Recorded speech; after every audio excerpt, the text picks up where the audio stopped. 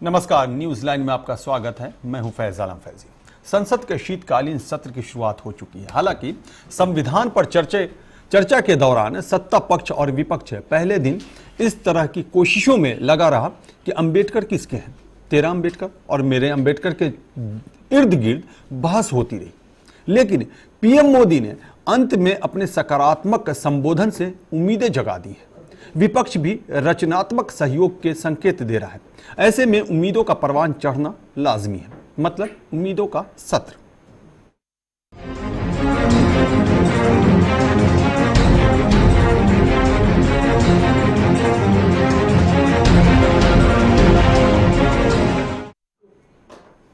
तो क्या यह माना जाए कि शीतकालीन सत्र पिछले मॉनसून सत्र की तरह पूरी तरह हंगामे की भेंट नहीं चढ़ेगा? फिलहाल तो संकेत अच्छे ही मिल रहे हैं।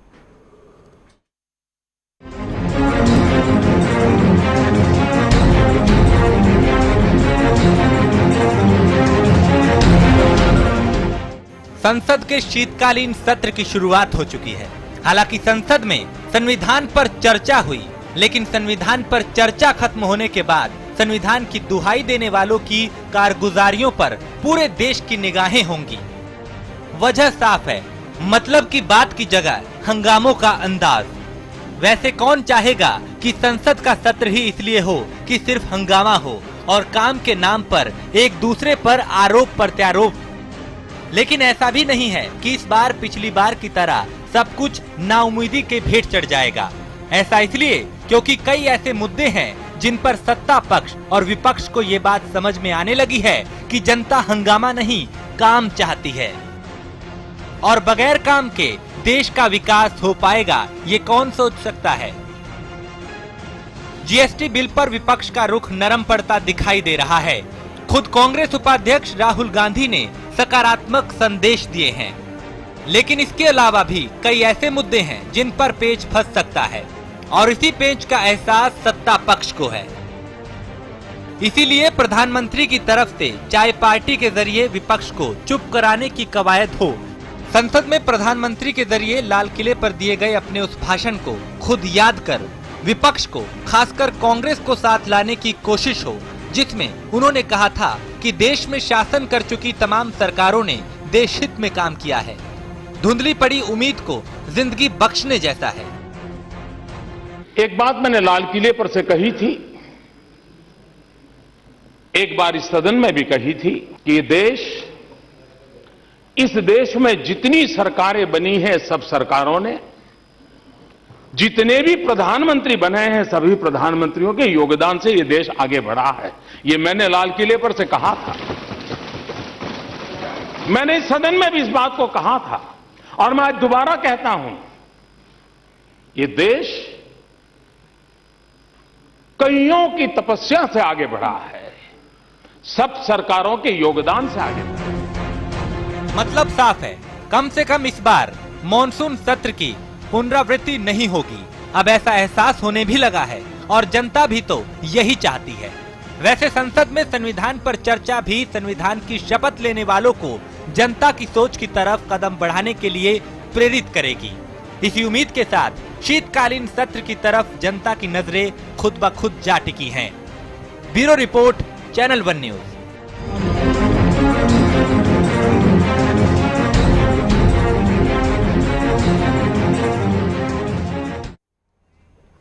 जी, तो इस बार काफ़ी उम्मीदें वाबस्ता हो गई हैं। चूँकि प्रधानमंत्री नरेंद्र मोदी ने संविधान पर चर्चा के दौरान जो बातें कही, उससे बहुत सारे सकारात्मक संकेत दिखाई दे रहे हैं।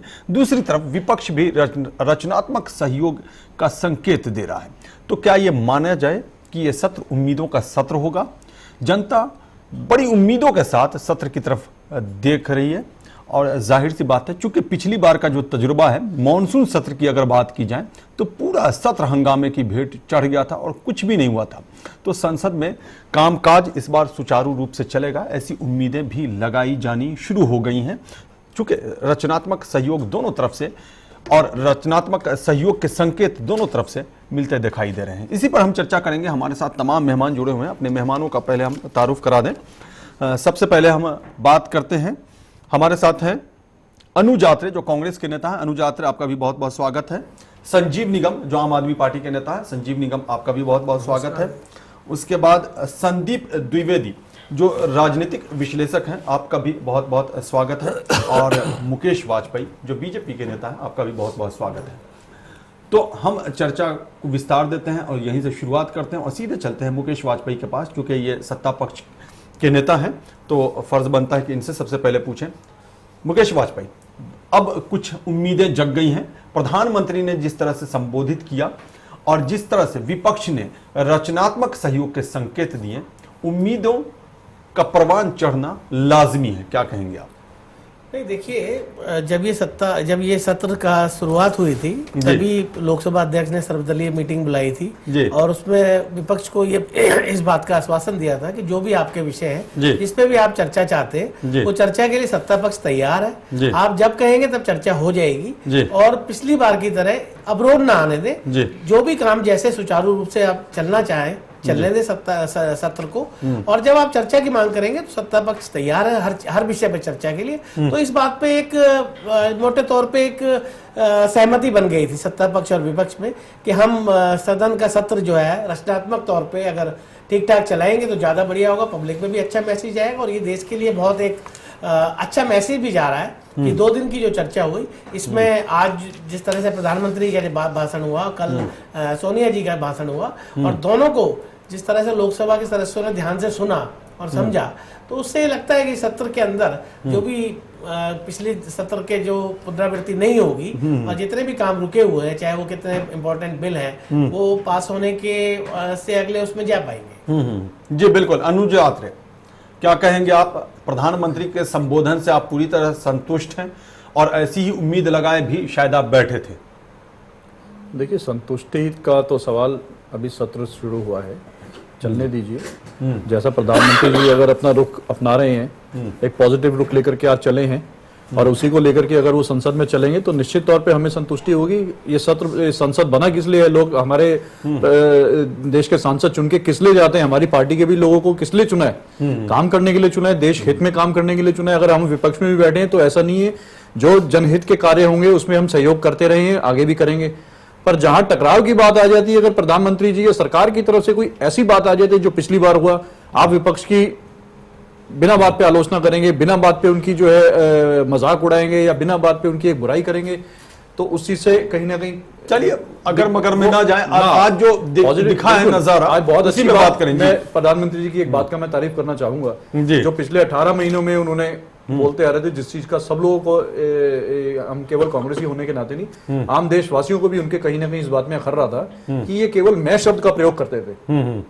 मैं और यही बोलते थे कि इस देश को मैं ही लेके आगे चल रहा हूं और मैं ही करूंगा। इस बार हम का प्रयोग किया इन्होंने, हम का नहीं प्रयोग किया, इस बार इन्होंने माना है कि ये देश जो बनाए है पिछली सरकारों की देन रही है, पिछले प्रधानमंत्री की भी देन रही है। तो अगर आप बिल्कुल निश्चित तौर पे देखिए, दूसरों को इज्जत देंगे तो आपको भी इज्जत मिलेगी। अगर आप दूसरों की बेइज्जती करेंगे तो फिर बेइज्जती झेलने का आपको फिर वो होना ही पड़ेगा। आज आपने बहुत अच्छी बात बोली, हम उसका स्वागत करते हैं और आदर भी करते हैं प्रधानमंत्री जी ने इस बात को।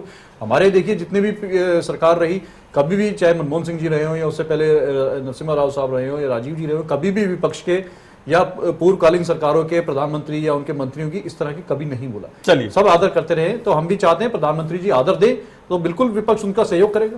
जी बिल्कुल। लोकसभा में संजीव निगम, आपके भी 4 सांसद हैं, जाहिर सी बात है आपसे भी बहुत सारी उम्मीदें हैं, क्या कहेंगे आप? नहीं, अभी मैं प्रधानमंत्री महोदय का जो भाषण था वो सुन रहा था, वाकई काबिले तारीफ है, इसमें तो कोई मुझे ये नहीं समझ पा रहा हूँ कि प्रधानमंत्री महोदय आज जो बोल रहे थे ये बात अगर सही है तो पहले अभी तक जो पिछले 18 महीने पहले जो बोला है या पिछले सेशन में जो बात बोली थी वो कैसे बोल गए। तो आज इन्होंने कम से कम ये माना तो कि पिछली सरकारों ने भी कुछ किया और तो लाल किला से भी वो ये मान चुके थे, प्रधानमंत्रियों ने भी किया, ये बात हवाला भी दिया इन्होंने, हाँ मान रहे हैं, बताया उन्होंने। लेकिन अभी जब चुनकर के आए थे जी, पहले की सरकारों ने कुछ नहीं किया और 65 सालों में बर्बाद कर दिया, कम से कम मानने अच्छी बात है, इसकी मैं अच्छी शुरुआत मानता हूँ। अगर इसी तरीके से देश विकास की ओर आगे बढ़ेगा, आपको मौका मिला है और जो भी गलती करेगा, जो भी कुछ ऐसा करेगा तो उसको जनता सबक सिखाती है। जिन्होंने भी कोई गलती की है तो उनको सबक मिला है, और आप अगर अच्छा काम नहीं करेंगे तो सबक मिलेगा। लेकिन अगर आप एक पॉजिटिव सोच लेके चल रहे हैं तो ठीक है, सबका सहयोग मिलेगा, देश तरक्की करे, किसी को रोड़ा और बाधा अननेसेसरी बनने की आवश्यकता भी नहीं है। जी बिल्कुल है, जाहिर सी बात है, जनता भी यही उम्मीद लिए बैठी है। संदीप द्विवेदी, क्या माना जाए, नई शुरुआत? बेसिकली मैं आपको इन तथ्यों पे जरा नजर डालना चाहूंगा। जैसे कि आज अगर आप प्रधानमंत्री जी की स्पीच देखिए तो कहीं ना कहीं प्रधानमंत्री जी की स्पीच में पहली बार ये झलका कि वो एक अच्छे लोकतंत्र का नेतृत्व कर रहे हैं। पहले जो अगर आप देखो कहीं ना कहीं एक प्रधानमंत्री की जगह उनकी तरफ से एक बीजेपी का जो एक चेहरा रहता था वो झलकता था। दूसरी चीज अगर आप ये बात करें कि लोकसभा सत्र जो चलने शुरू होने जा रहा है, इसमें कांग्रेस और बीजेपी कहीं ना कहीं दोनों इस बार पिछले सत्र से और इस सत्र के बीच में जो बैकफुट पे रहे, जैसे बिहार का इलेक्शन देखिए आप, तो बीजेपी कहीं ना कहीं बहुत ज्यादा एक्सपेक्ट करके चल रही थी और कहीं ना कहीं मुंह की खाई और आज वो कहीं ना कहीं संभले। कांग्रेस को देखो, कांग्रेस इस चीज को अच्छी तरह से समझ रही है कि भले ही हम 27 सीटें ले गए हैं, अच्छा परफॉर्म किया है, लेकिन कहीं ना कहीं दूसरों के कंधे पर रख के हम वो सीटें लेके आए हैं। कांग्रेस की खुद की वो सीटें अच्छी तरीके से समझ रही नहीं है। तो कंडीशन ये है कि पिछले सत्र में दोनों लोग कहीं ना कहीं रिजिड थे, कहीं ना कहीं अपनी अपनी बातों पर अड़े हुए थे कि नहीं हमें भी नहीं झुकना, आप भी मत झुकिए, और इसी वजह से प्रस्ताव काफी ऐसे प्रस्ताव थे जो पारित नहीं हो पाए।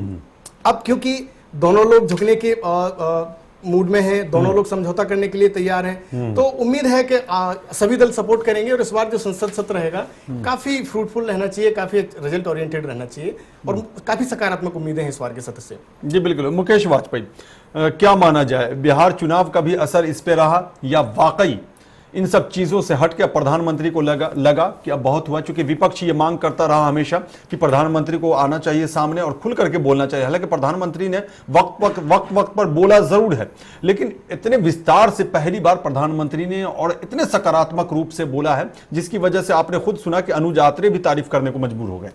नहीं देखिए, अनुज आत्रे जी तारीफ सिर्फ अनुज आत्रे नहीं जी, आज जिसने भी स्पीच सुनी वो तारीफ कर रहा है और तारीफ के लायक स्पीच भी थी। लेकिन मैं आपको बताऊं कि ये कोई मोदी जी ने पहली बार नहीं बोला है इस बात को। लाल किले से जब भाषण दिया था तब भी उन्होंने कहा था कि आज तक की जितनी भी सरकारें आई उनका कुछ ना कुछ योगदान, कम ज्यादा रहा हो बेशक हो, लेकिन योगदान रहा है भारत को यहाँ तक पहुंचाने में। देखिए अनुज जी थोड़ा सा वो करेंगे, अगर आप अच्छी चीज का क्रेडिट लेना चाहते हैं तो आपको उस बुराई का जो अभी तक कमियां रही उनका भी क्रेडिट लेना पड़ेगा। प्रधानमंत्री जी की सोच भी यही है कि आपने ठीक है बहुत अच्छे काम करे, लेकिन कहीं कमियां रही हैं तो उस कमियों की जिम्मेवार भी पूर्ववर्ती सरकारें रही हैं, जिसमें सबसे ज्यादा कांग्रेस की सरकार रही है, क्योंकि सबसे ज्यादा शासन इन्होंने ही करा है। लेकिन अभी हम बात कर रहे हैं संसद की। देखिए पिछली बार भी हम लोग बिल्कुल तैयार थे पूर्ववर्ती सरकारों की। वाजपेयी जी मैं आपको बीच में रोकना चाहूंगा, अभी तक प्रधानमंत्री जी ने पहली बार इस बात को माना है। अभी तक तो वो विदेशों में जाकर के शर्मिंदा होते रहे हैं, मैं शर्मिंदा हो रहा हूं अपने देश पर, मुझे शर्मिंदगी हो रही है हमारे देश पर। आप बताइए आज उन्होंने अपने बोला बोल दिया, उसके बाद तो उन्होंने अनगिनत बार जब भी विदेश अपने अनगिनत दौरे कर चुके हैं और अनगिनत दौरों में पहला प्रधानमंत्री ऐसा है जिन्होंने विदेशों में जाकर के अपने देश की बुराई कर रहे हैं। आप क्या अपनी पर्सनल छवि चमका करके अपने देशवासियों की और अपने देश आगे बढ़े कर रहे, तो वो चीज बड़ा दुखदायी वाली बात है। आज दिसंबर तक चलेगा। देखिए कमियां सब में होती है, आगे कोई भी इंसान पूरा या कोई भी सरकार पूरा परिपक्व नहीं हो सकता। पहले वाजपेयी जी की सरकार रही 7 साल, उन्होंने भी अच्छे काम किए, तो कहीं ना कहीं उन्होंने भी कमियां गलती की, इसीलिए जनता ने उनको नकार दिया। तो ऐसा नहीं है कि हमारी सरकारों ने अगर इतना अच्छा काम किया है, अगर देश को अच्छा बनाया, तो कहीं ना कहीं किसी न किसी मंत्री से या किसी न किसी सरकार के समय कार्यकाल में गलतियां हुई होंगी, हम स्वीकार करते हैं। पर उसका मतलब ये नहीं कि आप केवल यही बोलें कि सिर्फ गलत ही हुआ है, इस देश में कुछ अच्छा हुआ ही नहीं। आज पहली बार प्रधानमंत्री जी ने बोला तो हम उनकी तारीफ कर रहे हैं उस बात को। चलिए मैं आपका धन्यवाद करता हूँ। चलिए जी मुकेश वाजपेयी बात पूरी करें। आपने तारीफ करी, मैं इसके लिए आपका धन्यवाद करता हूँ। लेकिन मैं दूसरी बात पे आता हूँ। सत्र की अगर बात करें, पिछली बार भी हम लोग बिल्कुल तैयार थे कि जिस भी विषय पे चर्चा चाहते हैं वो चर्चा के लिए हम तैयार हैं। वक्त आपका होगा, नियम आपका होगा, आप बता दें किस दिन आप चर्चा चाहते हैं, कितने समय चर्चा चाहते हैं, सारी चीजों के लिए हम तैयार थे। लेकिन अब इनकी नादानी कहिए, इनके राहुल गांधी की, या क्या कह सकते हैं, क्या कहिए कि वो लोग सिर्फ एक बात पे अड़े थे, इस्तीफा इस्तीफा इस्तीफा इस्तीफा के अलावा। लेकिन फिर वहीं पहुंच जाएंगे, करेंगे नादानी और बेवकूफ, ये आपकी फिर वहीं पहुंच जाएंगे। आगे बढ़ने की कोशिश करें, आप दूसरे अच्छा माहौल बनाया है, स्वीकार कीजिएगा, संसद में बड़ा अच्छा माहौल बनाया है, आप अपनी गाँव वापस लेके चाय पार्टी भी अच्छे माहौल चर्चा हो रही है, मैं शब्दों को वापस, लेकिन वो कमी रही। विपक्षी पार्टियों ने मुलायम सिंह जी ने भी कई बार कोशिश करी कि ये जो बैकलॉग है इसको टूटना चाहिए, लेकिन वो जिद की वजह से नहीं टूटा। देखिए अब इस बात पे तो आप मानेंगे कि एक जिद थी कि इस्तीफा लेना ही है, इसके अलावा कोई बात ही नहीं करनी। चर्चा के लिए नोटिस देते हैं, चर्चा के लिए स्पीकर समय दे देती है, सब कुछ मान लिया जाता है। उसके बाद आप कहते हैं नहीं जी मोदी जी भाषण करेंगे, पहले आप कहते हैं सुषमा जी भाषण जवाब दे, जब सुषमा जी कहते हैं मेरे भाषण मेरे जवाब से चर्चा शुरू करिए या चर्चा के बाद मेरा भाषण आप ले लीजिए, मेरा जवाब ले लीजिए, आप उस पर राजी नहीं होते, तो कहीं ना कहीं कमी तो रही है। लेकिन चलिए पीछे की बात खत्म करें, नया सत्र शुरू हुआ, नए सत्र से पहले स्पीकर साहब ने सबको बुलाया। आज भी राहुल जी का एक स्टेटमेंट अभी आया है कि जी अगर 3 जीएसटी में 3 उस पर चर्चा हो जाएगी तो हम जीएसटी पास फेवर में हैं। हाँ, जी देखिए बिल्कुल, मैं इस बात को बिल्कुल मानने के लिए तैयार हूँ कि जीएसटी कांग्रेस की लाई हुई चीज है, लेकिन उसमें कुछ संशोधन करने के बाद जीएसटी एक ऐसा मुद्दा है, जीएसटी एक ऐसा बिल है जिससे राजनीतिक को किसी पार्टी को नहीं, लेकिन आम पब्लिक को, आम बिजनेसमैन को, हर स्टेट के लोगों को फायदा होने वाला है। इसमें अगर मोटे मोटे तौर पे देखा जाए तो एकदम जो हमारी जो इकोनॉमिक ग्रोथ है वो 2 से 3% एकदम बूस्टअप कर जाएगी जी। तो इस मुद्दे पे तो कम से कम राजनीति छोड़ के अगर कोई संशोधन जायज बनते हैं तो हम लोग तैयार हैं उनको करने के लिए। और यही बात के लिए आज मोदी जी ने बड़ा दिल दिखाते हुए सोनिया जी और मनमोहन जी को चाय पे बुलाया। देखिए सकारात्मक दौर पे बातचीत चल रही है, हो सकता है कि कल परसों में जब बिल आए तो ये पास हो जाए। जी बिल्कुल। संदीप द्विवेदी, क्या पिछली बार आपने देखा है, हालांकि पीछे नहीं जाना चाहिए था, लेकिन कुछ न कुछ तो विश्लेषण करना जरूरी भी होता है कि जब मॉनसून सत्र चल रहा था तो विपक्ष, खास करके कांग्रेस की अगर बात करें तो कांग्रेस इस बात को लेकर अड़ी थी कि सुषमा स्वराज इस्तीफा दें। और आपने भी देखा ललित गेट मुद्दे का मामला उछला खूब जम करके, व्यापम घोटाले का मामला उछला, शिवराज सिंह चौहान के इस्तीफे की मांग की जा रही थी और उसकी भेंट चढ़ गया, यानी उसके हवाले से जो हंगामा हुआ उसकी भेंट पूरा सत्र चढ़ गया जी। और इस बार जब मॉनसून सत्र के बाद जो शीतकालीन सत्र की शुरुआत हुई है, जो रचनात्मक संकेत मिल रहे हैं, हालांकि अभी बहुत कुछ आंकड़ा निकाल लेना, आकलन कर लेना थोड़ा सा वक्त से पहले की बात होगी, लेकिन कुछ पॉजिटिव सिग्नल जरूर मिले। सुषमा स्वराज अभी विदेश मंत्री हैं, शिवराज सिंह चौहान मध्य प्रदेश में मुख्यमंत्री हैं, वसुंधरा राजे सिंधिया राजस्थान में मुख्यमंत्री हैं, सब वहीं के वहीं। तो आखिर ये कौन सी वजह आ गई कि राहुल गांधी आते हैं, कहते हैं कि इसमें थोड़ा सा अगर बदलाव कर लिया जाए, हम चाह रहे हैं कि इस पे शेड लगा दिया जाए, छतरी लगा दिया जाए, जीएसटी बिल के हम फेवर में हैं और भी तमाम मुद्दों पे हम चर्चा करने को तैयार हैं। ये तब्दीली अचानक कैसे आई? अगर आप तब की और आज की परिस्थिति में अंतर देखें तो कहीं ना कहीं तब कांग्रेस को ये लग रहा था कि हो सकता है कि बीजेपी अगर बैकफुट पे जाती है तो हम दोबारा से एक बड़ी पार्टी के तौर पे उभरेंगे। लेकिन बिहार के इलेक्शन में जो तब्दीली आई, इससे अब कहीं ना कहीं कांग्रेस को ये घबराहट होगी कि अगर हमने सरकार के समर्थन के साथ हम आगे नहीं चले या हमने बीजेपी को कुछ अच्छे जो मुद्दे हैं उन पे समर्थन नहीं किया तो हो सकता है क्षेत्रीय पार्टियां कांग्रेस पे हावी हो जाए। जैसे बीजेपी का आज, लेकिन कांग्रेस ने तो अलायंस किया था ना, अच्छा प्रदर्शन भी रहा है कांग्रेस का बिहार में, उम्मीद से ज्यादा। ये खुद कांग्रेस वालों को ये उम्मीद नहीं थी, अनुज यात्री यहीं पे बैठे हैं कि 40 में 27 सीट ले आएंगे 41 में। वहां अगर आप देखिए तो कांग्रेस अकेले का अच्छा प्रदर्शन नहीं है, पूरे महागठबंधन का। हाँ बिल्कुल। और महागठबंधन में अगर आप बात करो तो बिहार में कांग्रेस से ज्यादा लालू और नीतीश का वोट बैंक रहा है। ठीक है, तो अब कहीं ना कहीं कांग्रेस को, जैसे बीजेपी का एक टारगेट रहा है कि हमें कांग्रेस साफ ही कर देनी। हालांकि ऐसा नहीं है, हर पार्टी चाहती है, बीजेपी कांग्रेस को चाहती है, कांग्रेस बीजेपी को चाहती है, मुलायम सिंह मायावती को चाहते हैं, ये राजनीतिक एक रणनीतियां हैं। तो कहीं ना कहीं कांग्रेस को अब ये खतरा सता रहा है कि अगर हम कहीं समर्थन के साथ नहीं चले और क्षेत्रीय पार्टियां अब अगर हावी हुई, जैसे यूपी का इलेक्शन है या अदर स्टेट्स के इलेक्शन है, तो कांग्रेस के लिए वास्तव में बहुत संकट का समय है। तो कहीं ना कहीं अंदरूनी जो इनका डिस्कशन हुआ है, जो दूरदर्शिता इनकी है, उसकी वजह से इन्हें लगा कि नहीं, जीएसटी एक अच्छा मुद्दा है। अगर जीएसटी कुछ बदलाव के साथ इंप्लीमेंट होता है तो देश की इकोनॉमी पे फर्क पड़ेगा और कहीं ना कहीं गरीब। तो क्या ये माना जाए जीएसटी के साथ, जैसे जीएसटी बिल तो है ही, रियल एस्टेट बिल है, schedule caste schedule tribe amendment bill है, उसके अलावा भी कई सारे बिल्स हैं जो हमारे पास हैं पड़े हुए, प्रिवेंशन ऑफ करप्शन बिल है, ये तमाम जो बिल्स हैं और भी बहुत सारे बिल्स हैं, सब पे वार्ता होगी, चर्चा होगी, या ये उम्मीद की जाए कि ये सब बिल भी फ्लोर पे रखा जाएगा, सामने आएगा और पास भी होगा? देखिए, अभी बीजेपी का मेन टारगेट है जीएसटी बिल। अगर जीएसटी बिल बीजेपी पास करवा लेती है, क्योंकि इस समय अगर आप देखो तो दोनों दल, इवन सभी दल कहीं ना कहीं समझौते के मूड में है, और जब समझौते के मूड में होते हैं तो कहीं ना कहीं एक पॉइंट पे आके समझौता हो जाता है। पिछली बार के संसद सत्र में समझौते के मूड में थे ही नहीं, इवन कांग्रेस या विरोधियों की क्लियर नीति थी कि हमें ये सत्र निकालना है, कोई डिस्कशन करना ही नहीं है। इसलिए वो वहां पे रिजिड थे। इस बार समझौते के मूड में, इस बार दोनों तरफ समझौते के मूड में हैं लोग, और समझ में बात आ रही है कि चूंकि जनता से जुड़ा हुआ तमाम मामला है और जनता के हाथ में फैसला होता है, इसलिए हर किसी को समझना भी चाहिए। हम ब्रेक पे जा रहे हैं, ब्रेक के बाद जब लौटेंगे तो इस चर्चा पे आगे बढ़ेंगे। रुकते हैं एक छोटे से ब्रेक के लिए।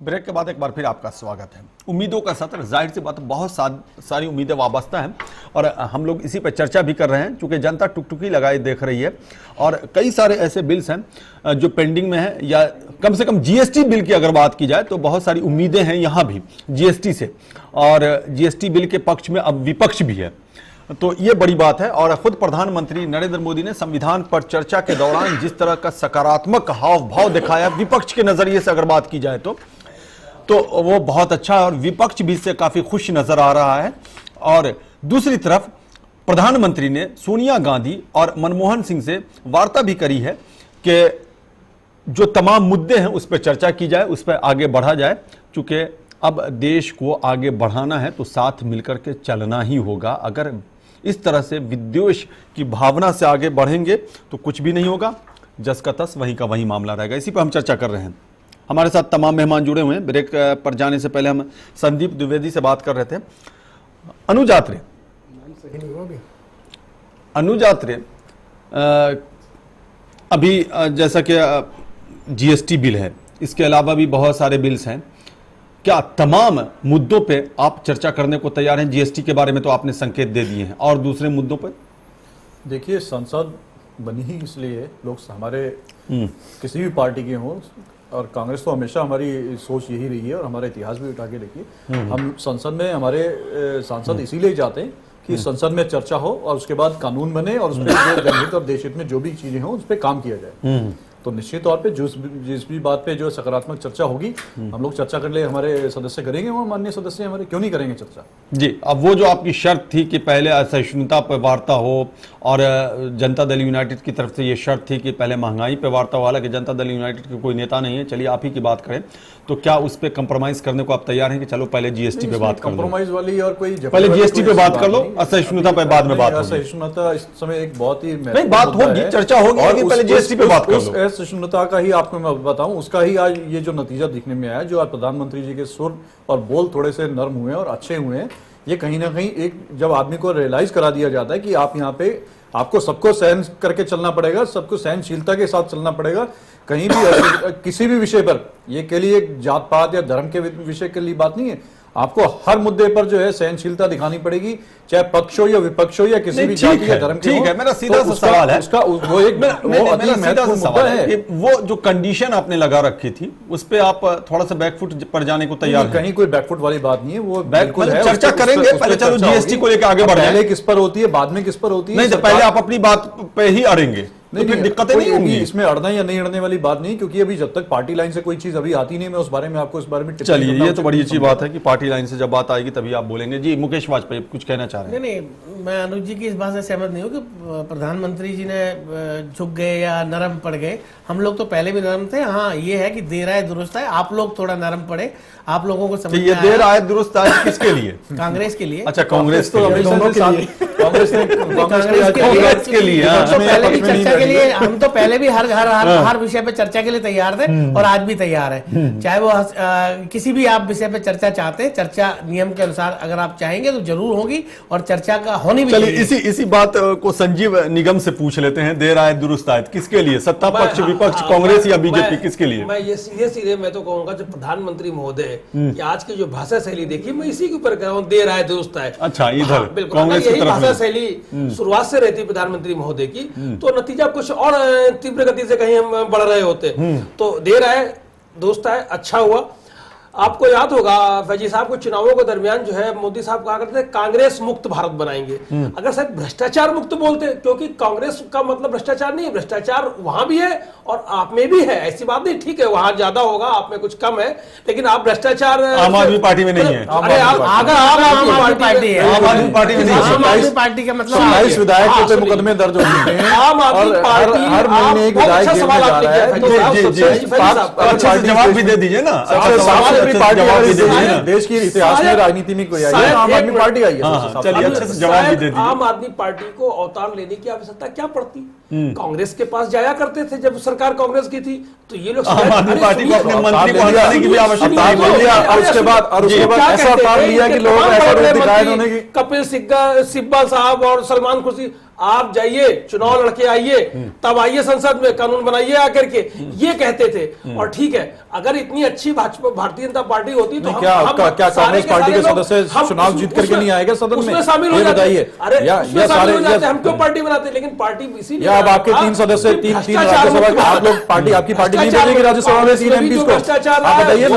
और जिन्होंने भारतीय जनता पार्टी में, ऐसा नहीं कि भारतीय जनता पार्टी बिल्कुल जो है भ्रष्टाचार कहीं नहीं है, जो पीछे आपने गिनाई है ना, वो बातें भी खत्म नहीं हुई है भाजी साहब। आपने पहले गिना चुके ना, राजस्थान और ये मध्य प्रदेश वाली, वो अपनी जगह है, लेकिन ठीक है, मंत्री को भी हटाना पड़ा ना आपको। तो हमने कहा ना, हम इस बात को स्वीकार कर रहे हैं, अगर हमको अगर पता चलेगा तो हम उससे बर्दाश्त नहीं करेंगे। और तुरंत आपने देखा आसिफ अहमद दिल्ली में थे, दिल्ली भाई देखिए, सवाल ये है कि मतलब आप दूध के दूल्हे तो नहीं है, आप में भ्रष्टाचार है, इसलिए है कि हम उसको पाल नहीं रहे। वाजपेयी जी आप पाल रहे हैं, लालू प्रसाद जी से गले मिल रहे हैं, आप पाल रहे हैं, हम उसको पाल नहीं रहे।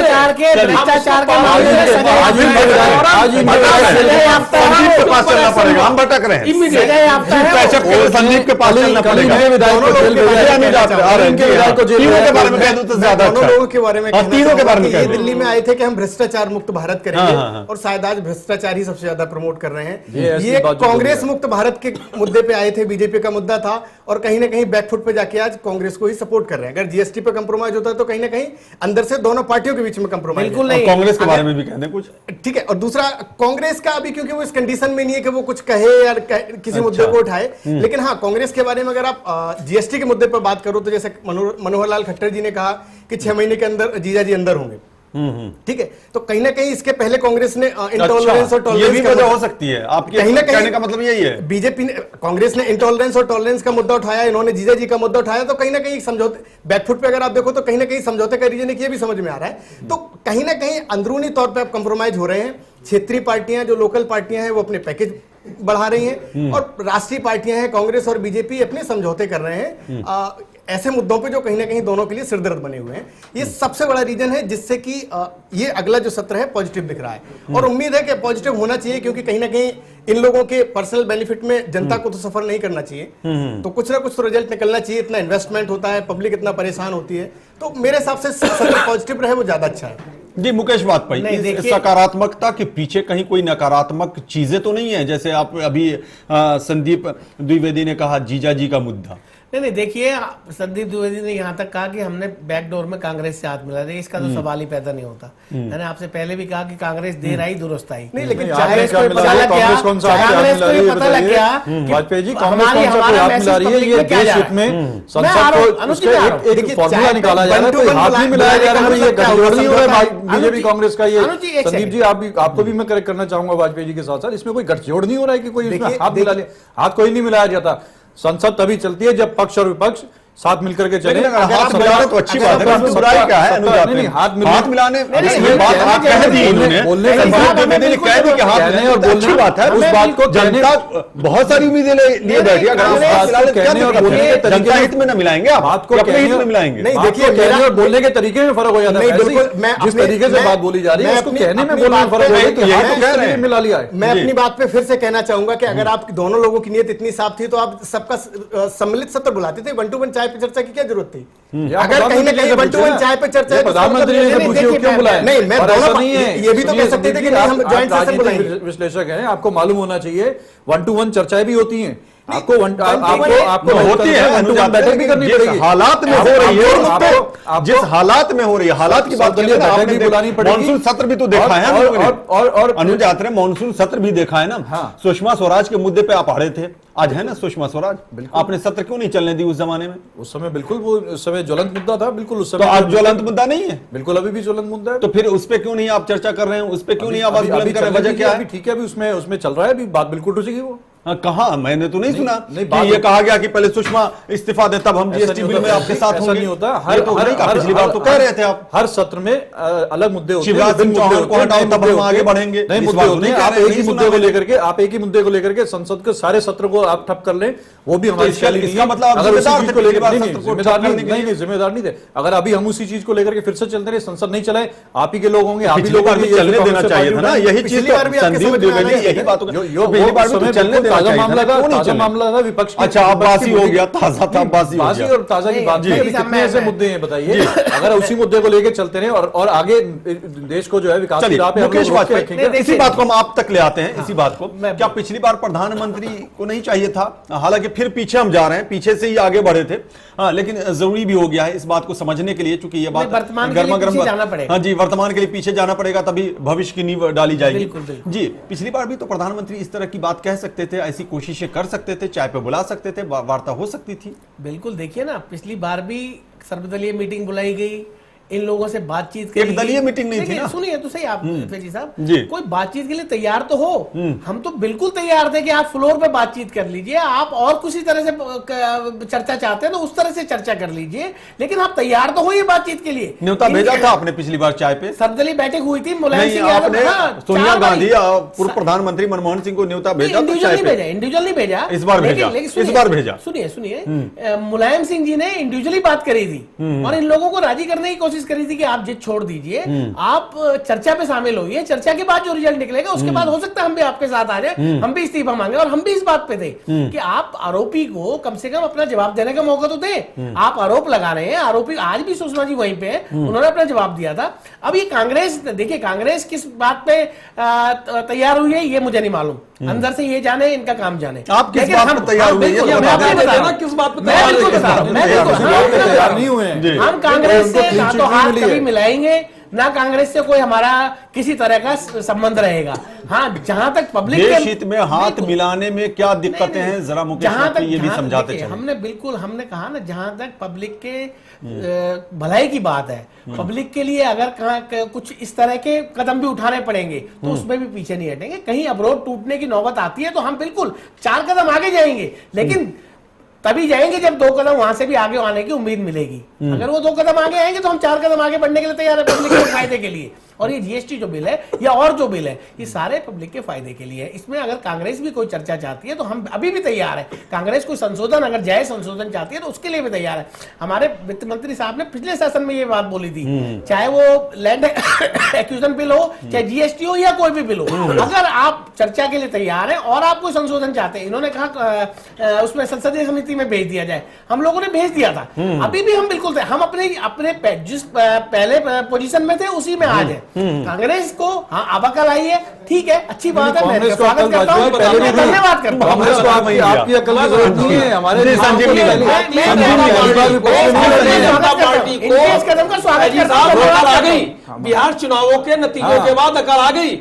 ये पहले तो अकड़ थी कि अभी चुनाव नजदीक है, हम लोग पहले भी विपक्ष में रहे हैं, अब अभी कोई नजदीक में चुनाव तो है नहीं, प्रधानमंत्री जी की जरूरत थी, अभी नजदीक में कोई चुनाव नहीं है, इनको तो अभी हवा उसी हरा हरा सा दिखाई पड़ रहा था जो है, जिस वजह कि बिहार में हम जंग जीत करके आ जाएंगे। तो वो जंग दिल्ली में नजीब जंग साहब के साथ जो है सरकार चला रहे थे, सोचते वहां भी जंग ले जाएंगे, तो वो मुंह की खानी। बिहार में तो आपका भी योगदान था ना, संजीव निगम। नहीं तो मैं बता रहा हूँ ना, बिहार में सरकार जो बनी उसमें आपका योगदान था ना। मैं मुंह की खानी पड़ी ना, आपका योगदान था या नहीं? योगदान हमने अपील की थी, आम आदमी पार्टी ने अपील की थी कि नीतीश बाबू को जिताइए, महागठबंधन जीत गया। नीतीश बाबू को भाई आज भी मुख्यमंत्री वो है, महागठबंधन जीत गया, उन्होंने भी वही काम किया। लालू यादव भी उसमें है। दिल्ली में वादे जो जिस प्रकार से केजरीवाल साहब पूरे करने, आज भी शायद शराबबंदी का वहां पर ऐलान हो गया कि जब अगले साल सेशन में जो है अप्रैल 16 से बंद हो जाएगा, तो देखिए अच्छी बात है। वरना संजीव जी, आप दूसरों की तारीफ करेंगे या दूसरों की बुराई करेंगे, अपने बारे में भी सोचिए। आपने दिल्ली में क्या करा अभी तक? दिल्ली में तो हमारा रात दिन जितनी हमारी ताकत है पूरी ताकत से काम नहीं करा आपने दिल्ली में। दिल्ली में हम अपनी पूरी ताकत झोंके हुए हैं। अरे ताकत आप सिर्फ लड़ाई में। मुकेश वाजपेयी, अगर कांग्रेस ये कह रही है कि असहिष्णुता पर चर्चा हो तो क्या आप इसके लिए तैयार हो जाएंगे? उसके बाद जीएसटी पे चर्चा हो, कोई दिक्कत नहीं? हम भी चाहते हैं कि पहले असहिष्णुता पे हो जाए। नहीं, हाँ बिल्कुल, हम भी चाहते हैं कि इस बात पे बिल्कुल चर्चा होनी चाहिए। ये जो विषय भारत देश में उठ रहा है, इससे हमारी बड़ी बदनाम। आपने आमिर खान वाला भी पीछे काफी चर्चा में चला, इससे देखिए ना तो किसी को फायदा हुआ ना नुकसान हुआ। नुकसान किसको हुआ? उस गरीब मुसलमान को जो अगर टूरिस्ट आते थे उनको फल बेचता था या कुछ छोटा मोटा। जरा ये समझाएं, मुसलमान को कैसे नुकसान हो गया? जरा ये समझाएं। नहीं, हिंदू हो या मुसलमान हो जी नहीं, आपने कहा मुसलमान को नुकसान हुआ, गरीब कैसे मुसलमान को नुकसान हुआ? यही असहिष्णुता है। मैं अपने को ठीक, यही है, गरीब तबके को, यही है। नहीं, गरीब तबके को नुकसान हुआ क्योंकि बाहर छवि हमारी बिगड़ी। बाहर से जो टूरिस्ट आता है वो घबराने लगा कि शायद इस देश का माहौल खराब है। उसकी वजह से जो नुकसान हुआ, आर्थिक तौर पे बहुत भारत को नुकसान हुआ। तो हम चाहते हैं इस पे चर्चा हो और इस टॉपिक को यहीं पे खत्म कर दिया जाए, क्योंकि भारत जैसा देश पूरे विश्व में कहीं पे भी नहीं है। जी बिल्कुल, जाहिर सी बात है, भारत बहुत अच्छा देश है, इसमें तो कहीं कोई दो ही राय नहीं है, इसमें कहीं कोई दो राय नहीं। लेकिन अगर पॉलिटिकल पार्टियों की बात की जाए तो अभी आपने कहा थोड़ी देर पहले कि जीएसटी पे हम चर्चा करने को तैयार हैं, असहिष्णुता पे चर्चा करने को तैयार हैं, लेकिन मेरा सवाल सीधा सा था मुकेश वाजपेयी कि अगर कांग्रेस का ये कहना है कि पहले असहिष्णुता पे चर्चा कर लेगा, फिर बाद बाकी सब चीजों पे चर्चा होगी, तो उसमें इनका ये किसी पार्टी का नोटिस आया हुआ है, उस पे स्पीकर महोदय जो भी निर्णय लेंगे हमारे को मंजूर है। जब भी वो चर्चा रखेंगे हम लोग तैयार है चर्चा करने। पहले भी हो सकता है, पहले करें बाद में करें, जब ये चाहते हैं तब चर्चा। हम चर्चा से पीछे नहीं हटेंगे, हम सदन के अंदर चर्चा हर समय तैयार है करने के लिए। चलिए अनुजात रे, ये तो बड़ा अच्छा सिग्नल मिला। देखिए वाजपेयी जी कह रहे हैं अब स्पीकर महोदय और ये प्रधानमंत्री जी और सरकार का क्या निर्णय है और ये उसके बाद ही तय होगा। नहीं, वेंकैया जी ने आज बोला है, बोला है तो ठीक है, बहुत अच्छी बात है, उसका भी स्वागत किया जाएगा। जी बिल्कुल। संदीप द्विवेदी, ये तमाम मुद्दे इसलिए है कि जनता का हित इसमें लगा हुआ है और जनता महंगाई से त्रस्त है। क्या ये जरूरी नहीं कि सबसे पहले महंगाई पे चर्चा हो? मुझे लगता है महंगाई तो ठीक है, जीएसटी से महंगाई का मसला जुड़ा हुआ है और असहिष्णुता भी हो, सब हो, लेकिन महंगाई सबसे इंपॉर्टेंट चीज है। आप खुद देख रहे हैं कि किस तरह से जनता त्रस्त है महंगाई की वजह से, तो महंगाई पे चर्चा क्यों नहीं पहले? मुझे लगता है महंगाई पे चर्चा ऑब्वियसली इन्हें करना चाहिए, लेकिन क्योंकि पॉलिटिकल पार्टियों के लिए हमेशा वो मुद्दे ज्यादा इंपॉर्टेंट होते हैं जिनसे उन्हें बेनिफिट हो। जनता से जिस मुद्दे को बेनिफिट हो रहा है वो तब ये देखते हैं जब इन्हें जनता से कोई काम निकालना होता है। तो अभी फिलहाल मुझे लगता है कि कांग्रेस और बीजेपी कहीं ना कहीं जीएसटी और इंटॉलरेंस और टॉलरेंस वाले इशू को ही प्रायोरिटी देगी। लेकिन हाँ, ये बात फैक्ट है कि अगर जीएसटी पे दोनों पार्टियां कंप्रोमाइज कर लेती हैं और अदर पार्टियों का समर्थन मिल जाता है तो ये जनता के लिए हकीकत में फायदेमंद होगा। अच्छा एक बीजेपी की तरफ से प्रपोजल है। इवन अगर देखो तो जीएसटी कहीं ना कहीं कांग्रेस का ही कांग्रेस ने ही सबसे पहले प्रपोज किया था, और एक अच्छा टैक्स सिस्टम भी है, इससे बिजनेसमैन को भी बेनिफिट होगा, आम जनता को भी बेनिफिट होगा। तो इसलिए कहीं ना कहीं टैक्सेशन काफी कम हो जाएगा, ट्रांसपेरेंसी आएगी टैक्सेशन में, और लीगल में काफी बिजनेसमैन या बिजनेस लॉबी को बेनिफिट होगा, इवन जनता को भी। अगर देखिए, लेकिन ये मेरा सवाल दरअसल ये था ना कि जीएसटी बिल पास हो जाता है तो कल से महंगाई कंट्रोल हो जाए, जनता को बेनिफिट कल से मिल जाए, ऐसा तो है नहीं, ऐसा पॉसिबल नहीं है जी, ऐसा तो है नहीं। तो महंगाई जो है, जो रोजमर्रा की चीजें इस्तेमाल जनता के द्वारा किया जाता है, उस पे अगर चर्चा हो जाए तो उसमें क्या दिक्कतें हैं, ताकि वो कल से शुरू हो जाए। अगर उस पे चर्चा हो तो जाहिर सी बात है उसका कल परसों से असर होना शुरू होता दिखाई दे सकता है। लेकिन बीजेपी और कांग्रेस के एजेंडे में अभी इसलिए नहीं होगा क्योंकि अभी कोई निकट भविष्य में इन्हें बहुत जल्दी कोई इलेक्शन नहीं दिख रहा है जी। अगर कोई इलेक्शन होता और महंगाई न्यूज में थोड़ा सा एक मुद्दा बन जाता तो बीजेपी और कांग्रेस दोनों इसी पड़े होते, क्योंकि कहीं ना कहीं वोट बैंक राजनीति करनी। जी जी, आ रहे हैं अनुज आत्रे आपके पास। संजीव निगम, क्या आपकी पार्टी ये मांग रखेगी कि सबसे पहले महंगाई पे चर्चा हो, बाद बाकी सब पे चर्चा होती रहे? देखिए, सवाल ये है कि हमारी जो है लोकसभा में जितनी जो है चुने हुए चार सांसद हाँ, ठीक है, चार ही है। तो मैं,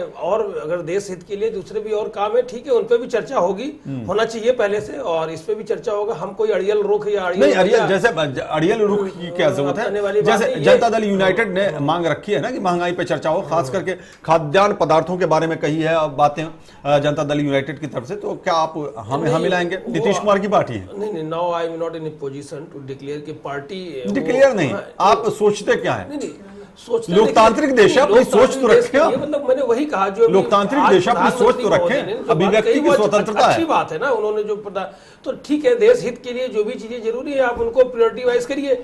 अगर ठीक है, वो भी है, वो एक अपना एक मुद्दा है, और उस पर आप चर्चा पहले नहीं कर रहे हैं, बाद में कर लीजिएगा, उसमें कोई बात नहीं। लेकिन चर्चा तो महंगाई पर भी नहीं, महंगाई पर भी लगाना, ये तो जी भी लगाना, क्योंकि ज्वलंत मुद्दा है, जनता सीधे इससे अफेक्टेड है। बिल्कुल वो है, लेकिन सवाल ये है कि जिस पिछले मानसून सत्र में जो है पूरा का पूरा सेशन जो है चला गया, तो वहां पर भी कुछ ना कुछ बर्बादी ही हो रही है समय की और धन की, तो उसको ध्यान में रख करके ठीक है दूसरे काम करो। और ये भी है, आप इसको पहले नहीं तो बाद में इसमें भी चर्चा करिए और करिए, कोई नतीजा तो इसमें भी निकालना पड़ेगा। जनता दल यूनाइटेड की बात, जो उनका प्रपोजल, जो उनकी तरफ से नोटिस है, देखिए, चर्चा के लिए हम किसी को बाध्य नहीं कर सकते कि इस पे आप पहले चर्चा करिए, बाद में चर्चा नहीं, आप बाध्य नहीं कर सकते, आप आगे तो बढ़ सकते हैं ना, आप आगे तो बढ़ सकते हैं, आप तो कह सकते हैं कि चलो ठीक है, इसी पे चर्चा करें। आप क्यों बात करेंगे? आपको तो कहा ही जा रहा है करने के लिए। हम सिर्फ इतना एश्योरेंस दे सकते हैं कि अगर चर्चा की कोई मांग आती है, विपक्ष की तरफ से अगर कोई मांग आती है, तो हमारा रुख जो है सकारात्मक रहेगा। अब ये चर्चा किस विषय पे पहले चाहते हैं या किस पे, ये विपक्ष का मामला है, इसमें हम नहीं कह सकते कि नहीं पहले आप इस पे चर्चा करिए, उसके बाद हम ये ठीक है, वो तो विपक्ष ने तो कह ही दिया है, तो आप हाँ कह दें। नहीं, तो अभी आए ना, अगर ये इस तरह का कोई नोटिस आता है, स्पीकर साहब उस पर कोई एक्शन लेते हैं, हमारी तरफ से हमने बोल दिया कि हम हर चीज पे चर्चा के लिए तैयार हैं। सबसे देखिए, आप महंगाई की बात कर रहे हैं, सबसे ज्वलंत मुद्दा है जिसपे कि कांग्रेस ये सोच रही थी कि शायद ये चर्चा नहीं करेंगे, जो आज लेटेस्ट है, हम उस पर भी चर्चा, सहनशीलता उसमें भी चर्चा के लिए तैयार है। आज वेंकैया जी ने बिल्कुल स्पष्ट बोला है कि हम किसी भी मुद्दे पे चर्चा के लिए पीछे नहीं हटेंगे।